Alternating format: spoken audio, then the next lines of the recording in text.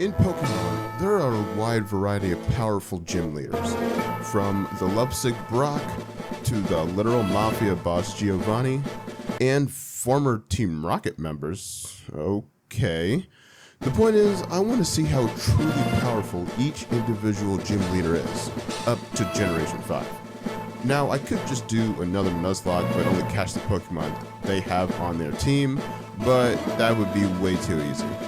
I need to do something better than that. I want to see how easy or difficult it is for each gym leader to beat the champions Pokemon World Tournament in Pokemon Black 2. Now the gym leaders have two different teams, one for normal mode and one for challenge mode. I'm going to use their challenge mode team because their other teams are actually horrible. And some of the challenge sets aren't as good either. So who knows how well I'll do.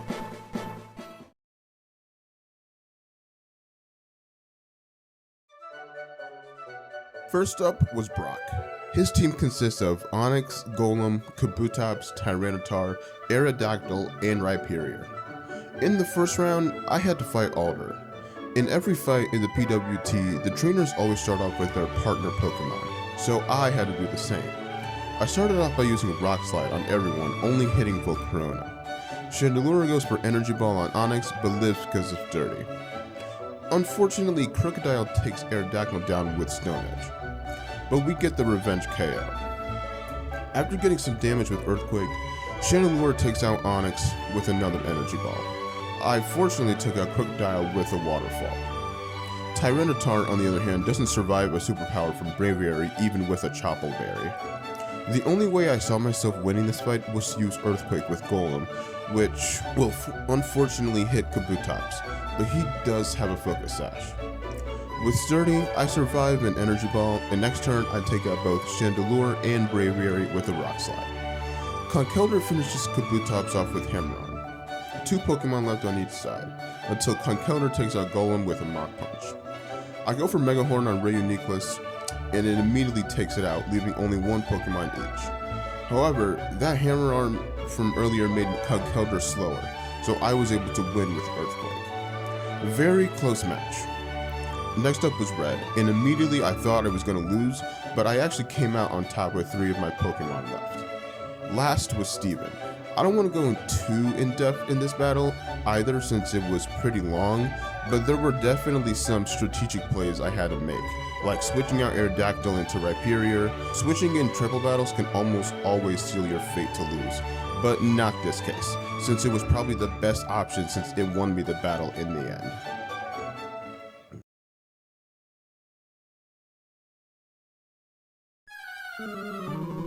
I was lucky enough to beat the champions PWT with Brock's team on the first attempt. But what about Misty? Her team consists of Starmie, Lantern, Jellicent, Lapras, Quagsire, and Blastoise. The first round was against Blue. To start off, I immediately take out Machamp with Psychic. Jellicent takes some damage from Stone Edge while I almost take out Exeggutor with Shadow Ball, then Quagsire setting up Rain Dance. The next turn, I finish off Exeggutor with another Psychic, and after Arcanine uses Wild Charge to take out Starmie. I get a revenge KO by taking out Arcanine with Hydro Pump, and afterwards Quagsire one-shots Aerodactyl with Waterfall.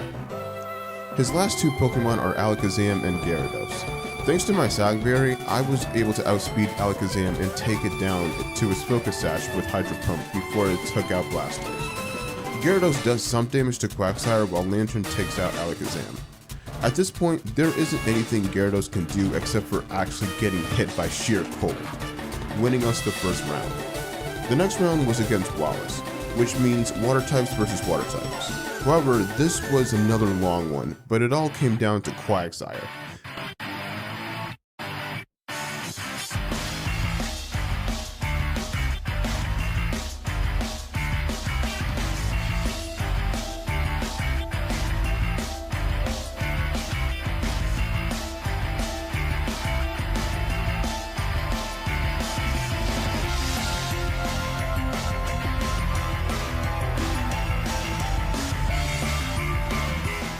If Quagsire hit itself in confusion after getting hit with Signal Beam, that could have ended this attempt.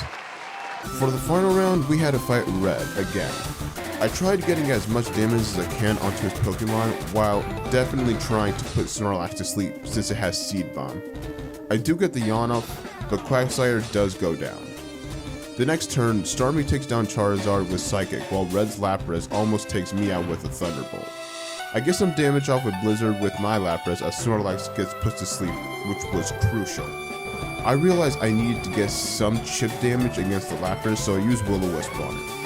Venusaur unfortunately does take Starmie out with Deep Storm, but it did its job well. Thankfully, Lapras takes out Venusaur while Red's Lapras takes down Jellicent. Things weren't looking too good since Red still had 4 Pokemon left while I only had 3. Not to mention that his Pikachu takes Blastoise out with a single Volt Tackle, though Lapras' Blizzard does take it out. Snorlax unfortunately wakes up and does half damage to Lapras with Seed Bomb. Since Red's Blastoise is faster than everyone on the field, and the AI can never miss, it hits a focus miss on Lapras taking it out. I do take out Lapras with a crit Thunderbolt, which I think mattered. And just watch how the rest of this match went.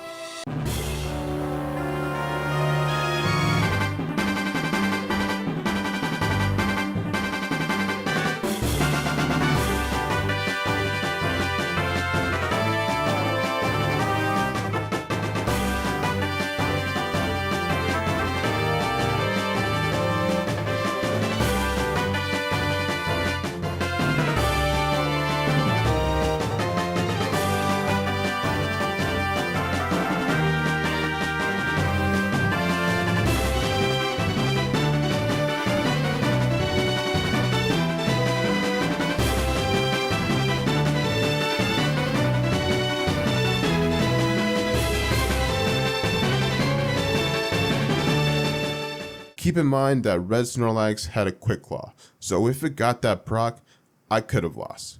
But we move on.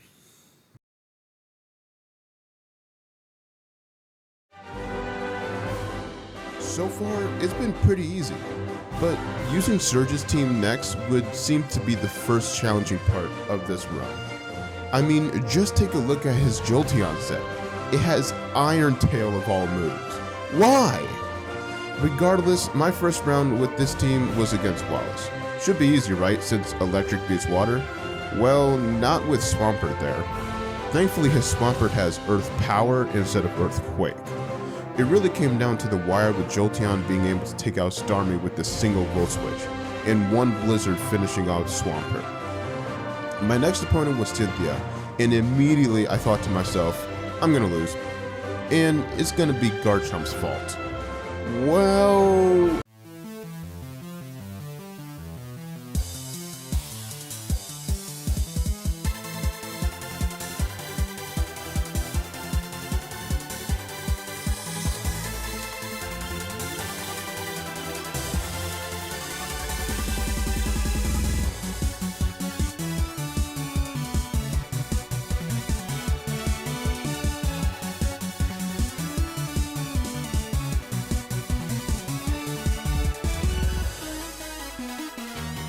It wasn't his fault, but still, how? Unfortunately, Alder wasn't as lenient as Cynthia, as he took out my team one by one, leaving me with zero options to do anything, to the point where I just gave up. This was the first loss of the run. I was hoping to at least win 3 times in a row, but Alder said, "No." Oh well, we keep pushing on anyway. Into the next round, I had to fight Lance, and right off the bat, he already took out half my team. I was able to take out half of his team too, but there was no winning in the end. Into the next round, Wallace still can't beat me.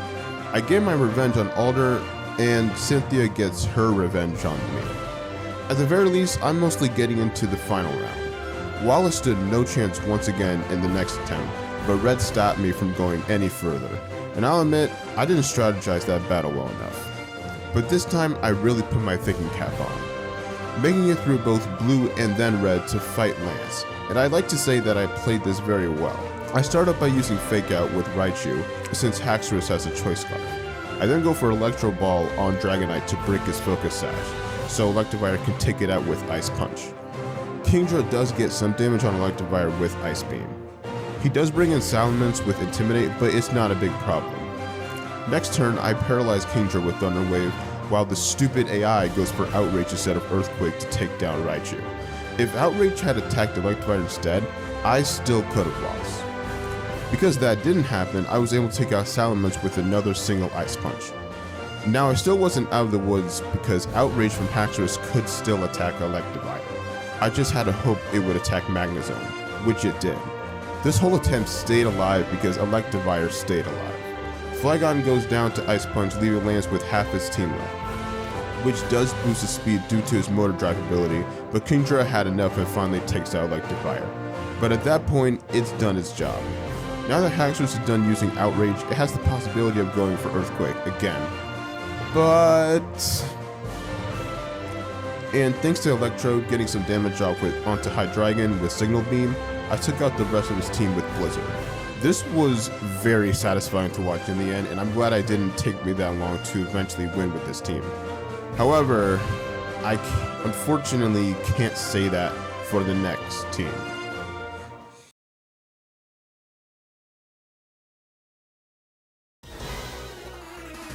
Okay, let me start off by saying that Erica's team is by far the worst of the Kanto Gym Leaders. Swords Dance and Drain Punch on Vileplume, mixed attacker Venusaur, and overall just very slow Pokemon. Each and every attempt until I eventually just gave up, I wasn't even able to get past the first round. It was only on attempt 15 that I actually did get past the first round against Wallace, someone who I already have a type advantage against. Yet it still came down to the wire, just for me to get utterly destroyed by Cynthia right after, which was a victory in the end for me. So I stopped with this team. As I was going through it though, I was figuring out some semblance of a strategy, but it's hard to find one in triple battles since anything can happen.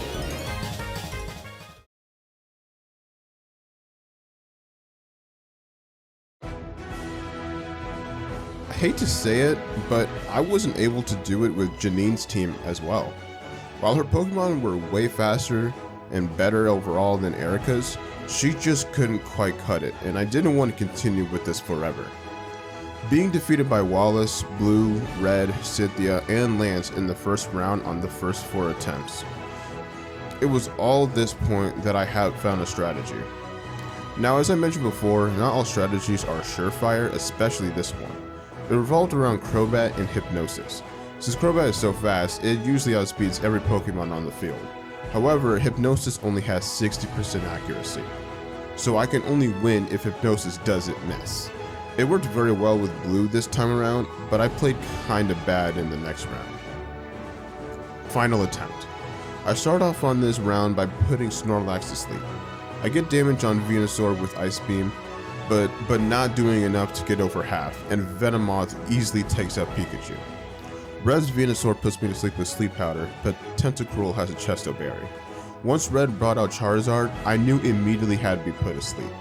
I then used Ice Beam on Venusaur, almost taking it out and setting up a Quiver Dance. Venusaur almost takes out Tentacruel with Earthquake. On the next turn, Bug Buzz doesn't even do half on Snorlax. I take out Venusaur with Brave Bird and almost take out Charizard with Scald. Since I didn't get attacked, the next turn I do more damage on Snorlax, take out Charizard with Brave Bird, and use Sludge Bomb on Lapras and poison it. Lapras does take out Tentacruel with Thunderbolt, and right after, Snorlax wakes up and does considerable damage on Venomoth. His last Pokemon he has is Blastoise. I put it to sleep with Hypnosis after taking out Snorlax with Bug Buzz. Roserade then takes out Lapras with Leaf Storm. The next turn, Bug Buzz takes Blastoise out in one turn, winning the battle. In the next round, Wallace was kicking my ass, but I was making a comeback. It eventually came down to my Tentacruel and Wallace's Sharpedo and Milotic. It became a stall war, but with great perseverance, I ended up winning this one as well. Cynthia was my final opponent. At the start, I knew I needed to immediately put Glaceon to sleep since it has a Choice Scarf, but this one miss cost me this attempt, and at this point I was like, you got me. It was over, so it's time to move on.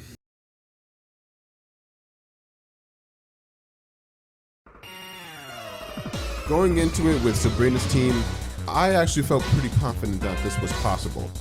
Unfortunately, Red and Lance made me lose that confidence real quick. I continued to only fight Red or Lance for the first round in the first 5 attempts of this team. The next 2 attempts made me fight Alder in the first round, and I failed on both of them. I started speeding up my attempts because I was starting to have doubts. In the next attempt, they gave me Wallace to fight, but thankfully that battle wasn't too hard. Okay, who do we have to fight next? Fuck. And then these two are definitely the worst to fight. However, things would finally take a turn.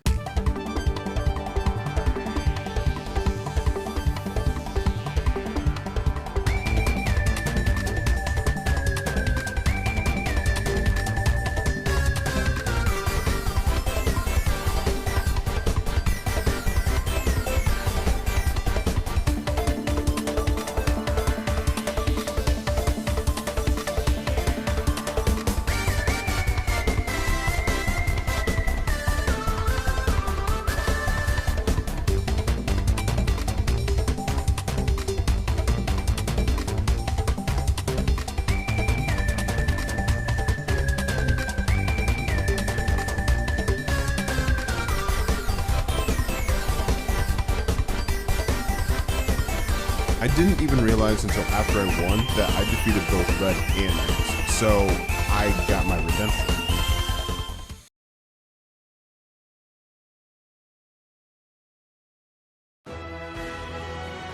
With how frail fire types can be, I already considered that this may take a while. Cynthia is up first. Spiritomb goes for Protect first turn, no surprise, which means Fire Blast doesn't hit. I already knew that Garchomp was going for Swords Dance since it would have hit Spiritomb if gone for Earthquake, while Roserade deals damage to Ninetales with Sludge Bomb. I then go for Trick on Garchomp to remove its Focus Sash and burn it with the Flame Orb. The next turn, Fire Blast does under half damage while the Garchomp takes out Ninetales with Outrage. Overheat actually hits this turn and takes out Roserade. Garchomp gets down to about half after Overheat and burn damage. Spiritomb goes for Protect again, Charizard takes out Garchomp with Dragon Pulse, and Arcanine takes out Lucario with Close Combat. The next turn, Spiritomb goes for Protect again, while Glaceon goes for Water Pulse on Rotom, while Flamethrower from Charizard takes out Glaceon. It was at this point that Cynthia really couldn't do too much to me, so I won the first round. When the brackets showed up, I got very scared that I potentially had to fight Wallace, but they ended up giving me Steven instead. But let me tell you that Steven wasn't a pushover either. It came down to Magmortar and Charizard, but with both his Cradily and Armaldo being burned, I still won even with one Pokemon left. Finally, we get to Alder. I didn't even know how I could possibly win this, but I decided just to go for it. I go for Extreme Speed on Reuniclus and end up getting a critical. Chandelure goes for Shadow Ball on Arcanine, doing over half damage. I then go for Fire Blast of Volcarona, which I was thinking would do at least over half, but it ended up getting another crit. I had to get rid of Chandelure's Choice Scarf, so I went for Trick, and right after, Reuniclus set up Light Screen. After he sent out Crocodile, I knew it had to go immediately, so I gang up on it with both Rotom and Ninetales while doing some damage on Reuniclus. Chandelure does take out Arcanine with another Shadow Ball, while Reuniclus does some damage to Ninetales with Psychic. I was afraid of Conkeldurr since it does have Stone Edge, but there really wasn't anything I could do. Oh my god! These crits are coming in clutch. Ninetales goes down, but we're in a very good position. Since Rotom was locked into Overheat and has lowered special attack, I decided to switch it out to Flareon as a possible sack. I used Rock Slide on everybody except Chandelure because it missed, but get Air Slash damage on it. Both Chandelure and Braviary got flinched, but Reuniclus takes Charizard down. I finally take out Reuniclus with Thunderbolt, but Rock Slide misses Chandelure again, and it goes for Shadow Ball and Flareon. But right after, Braviary takes out both Magmortar and Flareon with Rock Slide. But it's okay since Thunderbolt takes out Chandelure while Braviary goes for Brave Bird, doing over half. And with that, my victory was guaranteed since I still have the Choice Scarf and outspeed Braviary with Thunderbolt. I definitely got scared near the end, but I was glad we were able to pull it off on the first try.